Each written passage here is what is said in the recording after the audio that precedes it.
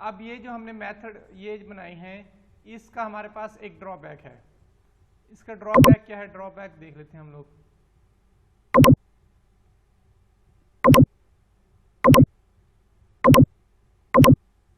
Drawback आपके पास ये है कि आप जितने भी ऑब्जेक्ट्स बनाएंगे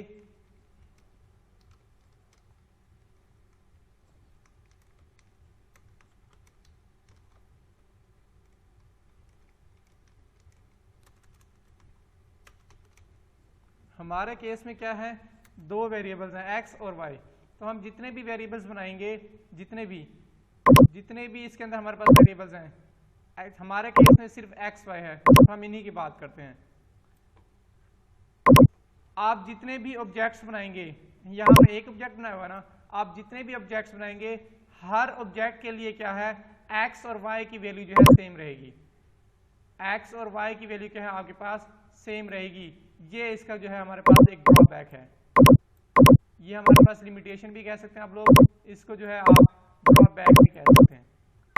आपके पास ये लिमिटेशन है कि आप जब भी जितने भी ऑब्जेक्ट्स बनाएंगे हर ऑब्जेक्ट के अंदर जो है एक्स की वैल्यू 100 जाएगी, वाई की वैल्यू जो है 200 जाएगी।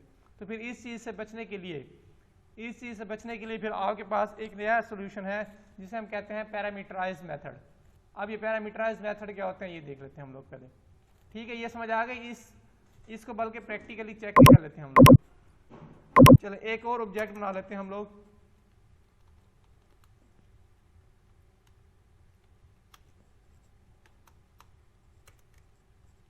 इस बार बना लेते हैं बी। यहां पर इनको एक्सेस कर लेते हैं हम लोग। ये ऐड का मैथड नहीं चलाते बल्कि इन वेरिएबल्स को एक्सेस कर लेते हैं। System dot out dot print L N, और इसके अंदर प्रिंट करवा देते हैं हम ऑब्जेक्ट ए। ऑब्जेक्ट हमारे पास ए है और वेरिएबल जो है हमारे पास क्या है, एक्स। एक्सेस करने के लिए ए डॉट एक्स लिखेंगे।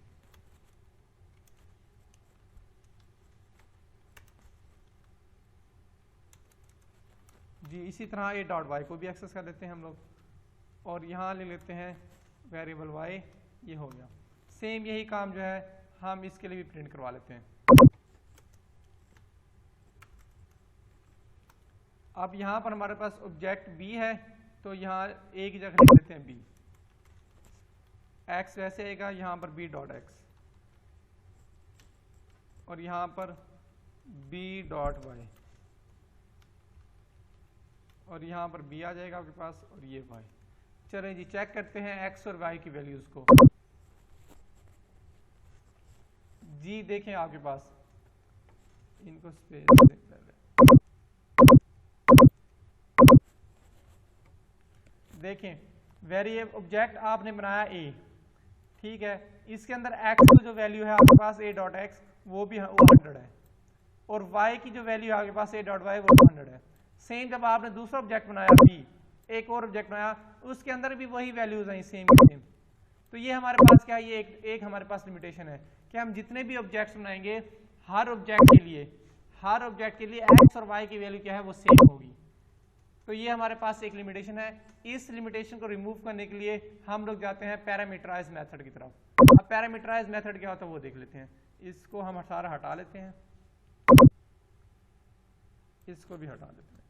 चलिए अब चलते हैं पैरामीटराइज की तरफ मेथड की तरफ। क्या होता है हमारे पास, एक नई फाइल ओपन कर लेते हैं हम लोग विदाउट सेव किए।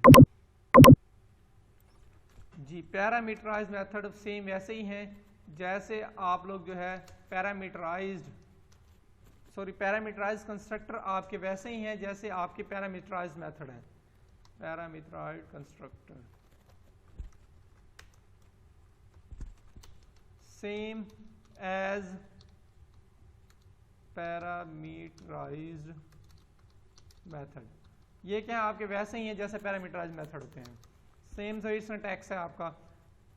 सिर्फ जो है हम बात करेंगे कंस्ट्रक्टर के केस में, तो हम इसका सिर्फ पहले क्लास का नेम लिखेंगे, फिर पैरेंथेसिस, और यह है कर्ली ब्रेसेस, और यहां पर हम पैरामीटर्स की लिस्ट जो है वो लिख देंगे। Parameter list. ये सिंटैक्स है आपके पास। अब इसी सिंटैक्स को यूज करके हम जो है एक पैरामीटराइज मेथड बना लेते हैं। इसको कॉपी कर लें और यहाँ पेस्ट कर लें।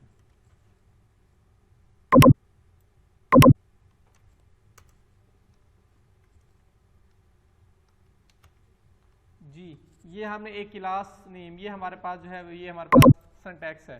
क्लास का नेम हमारे पास एडिशन है, यहाँ एडिशन लिख लें। इसको खत्म कर दें आप लोग, इसकी जगह लिख लें एडिशन। और पैरामीटराइज्ड मेथड बना रहे हैं हमारे पास, क्योंकि दो वेरिएबल्स हैं एक्स और वाई, हम उनके लिए काम कर रहे हैं ए इंट बी, दो वेरिएबल ले लेते हैं जो वैल्यूज को रिसीव करेंगे आपकी। और इसके अंदर क्या करते हैं हम लोग, x is equal to a कर लेते हैं और y is equal to b कर लेते हैं।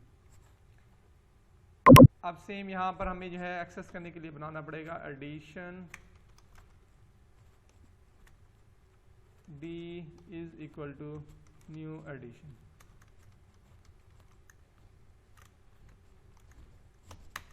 और a डॉट एड का मेथड जो हम कॉल कर लेते हैं। चलिए एग्जीक्यूट करके देख लेते हैं पहले, फिर उसको अंडरस्टैंड करेंगे। डी डॉट एड है यहाँ पर, न्यू एडिशन। जी देखें आगे पास क्या है, constructor addition in a class, addition can not applied to given types. आपके पास यहाँ पर एरर आ रहा है।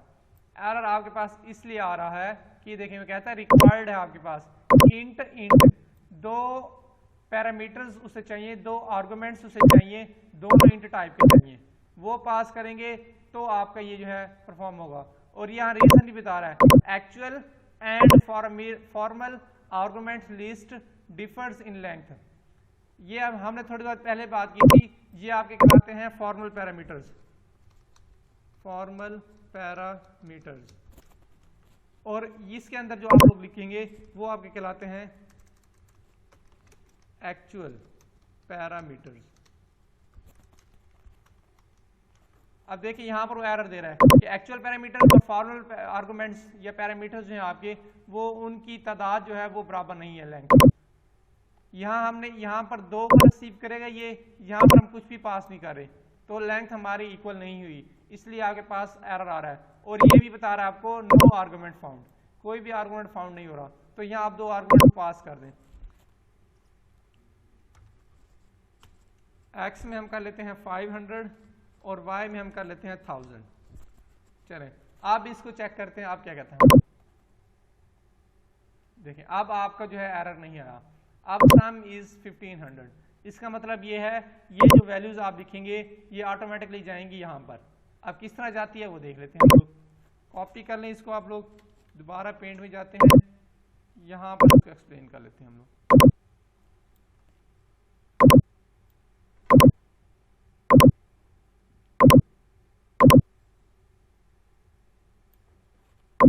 चले जी आ जाए सबसे पहले मेन मेथड में। यहाँ पर डी जो है क्रिएट हो रहा है हमारे पास, डी के लिए स्पेस मिल गई, is equal to new addition. पहले तो स्पेस देख लें, न्यू का कीवर्ड आपको स्पेस देगा, क्या स्पेस देनी है पहले वो देख लें। जी एडिशन क्लास के अंदर जाएं, ये आ गए यहाँ पर क्या है, एक्स है, वाई है, ऐड है, एक्स वाई ऐड। ये कंस्ट्रक्टर आपको यहाँ लिखने की जरूरत नहीं है, वो ऑटोमेटिकली जो है वो कॉल हो जाता है। जी अब आ जाए यहाँ पर, अब हमने यहाँ पर जो है पास किया है 500 और 1000। अब पहला वैल्यू जाएगी पहले पैरामीटर के पास, दूसरी वैल्यू जाएगी दूसरे पैरामीटर के पास। ये ऐसा नहीं है कि दूसरी वैल्यू जो है पहला पैरामीटर रिसीव कर ले और पहली वैल्यू दूसरा पैरामीटर रिसीव कर ले, ऐसा नहीं होगा। पहली वैल्यू पहले वेरिएबल के पास जाएगी, दूसरी वैल्यू दूसरे वेरिएबल के पास जाएगी। अब 500 जाकर स्टोर होगा ए के अंदर, ए जो है लोकल वेरिएबल हमारा बना, इसके अंदर आपका 500 स्टोर हो जाएगा। फिर दूसरा 1000 पास हो रहा है बी के अंदर, बी को भी स्पेस मिलेगी और 1000 जो है ये स्टोर हो गया बी के अंदर। फिर इसके बाद आ जाएंगे इस हम कंस्ट्रक्टर के अंदर, x is equal to a कर रहे हैं, ए में वैल्यू देखें तो आप 500 है, 500 आपकी जाकर स्टोर हो जाएगी एक्स के अंदर, एक्स में यहाँ पर आपके पास आ जाएगा 500। फिर y is equal to b, b के अंदर आपके पास 1000 है तो 1000 आपकी चली जाएगी इस y के अंदर, y के अंदर आपके पास आ जाएगा 1000। अब ये काम हमारा मुकम्मल हो गया, नेक्स्ट कोई भी लाइन नहीं है तो यहां से वापस हम आ जाएंगे यहां पर। ये हमारा पूरा जो है ये स्टेटमेंट जो है कंप्लीट हो गई। फिर नेक्स्ट स्टेटमेंट है आपके पास डी डॉट एड का मेथड। ऐड का मेथड डी ये है आपके पास, ऐड का मेथड इसके अंदर है। हम सीधे चलते हैं ऐड का मेथड कर क्या रहा है ये देख लेते हैं। ऐड के मेथड में आए ये कर रहा है sum system dot out dot println sum is, sum as it is जो है प्रिंट करवा रहा है, सम x प्लस वाई। अब देखें क्योंकि d ने कॉल किया है ना ऐड के मेथड को, तो हम d के अंदर देखेंगे x और y की वैल्यू क्या है। d के अंदर x की वैल्यू आपके 500 है, y की वैल्यू 1000 है, 500 प्लस 1000 इनको ऐड करें तो आपके पास बनता है 1500। तो साथ ही system dot out dot println क्या है, ये 1500 भी आपको प्रिंट करके दे देगा। इसलिए जब हमने आउटपुट यहाँ देखी थी यहाँ के पास सम इज 1500 आ गई थी। ठीक है, समझ आ गई आप लोगों को बच्चों कि ये हमारा जो है ये कंस्ट्रक्टर जो है पैरामीटराइज वैल्यूज को किस तरह रिसीव कर रहा है और हम किस तरह कंस्ट्रक्टर बना सकते हैं पैरामीटराइज वाला। क्लियर है ये? Yes sir. चलें, वर्किंग भी क्लियर है आपको? ठीक है, अब आप लोग जो है इसको बनाएं प्रोग्राम को।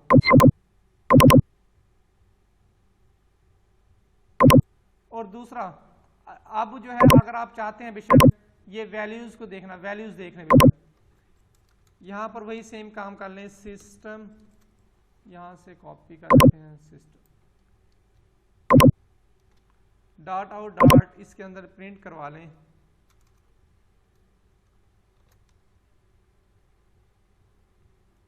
ऑब्जेक्ट डी वेरिएबल एक्स और इसके अंदर वैल्यू प्रिंट करवा दें आप लोग d डॉट एक्स। फिर सिस्टम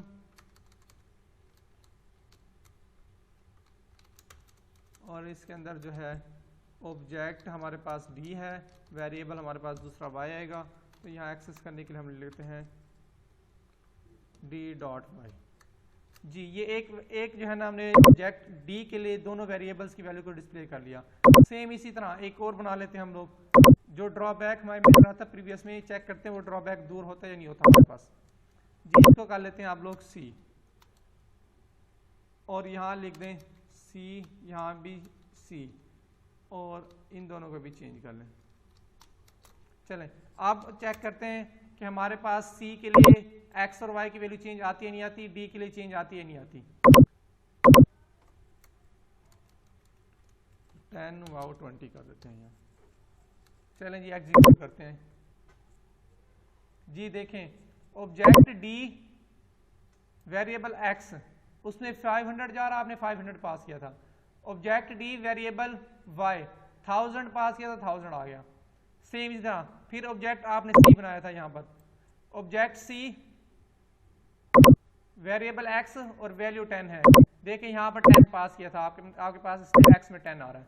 फिर दूसरी वैल्यू 20 पास की थी तो आपके पास y में 20 आ रहा है। तो जी हाँ, हमारे जो है पैरामीटराइज मेथड में हमारे प्रीवियस वाले के अंदर जो हमारे पास लिमिटेशन थी कि जितने भी आप ऑब्जेक्ट बनाएंगे उस ऑब्जेक्ट के अंदर हर x और y की वैल्यू सेम होगी। तो यहाँ पर देख लें हमारे पास दोनों केसेस में x और y की वैल्यूज डिफरेंट है, तो हमारे पास प्रीवियस वाला जो है ड्रॉबैक वो भी हमारा जो है यहाँ पर रिमूव हो गया है। ठीक है, अब आप लोगों ने सिंपल पहले ये करना है, पहले आप बना ले सिंपल प्रोग्राम।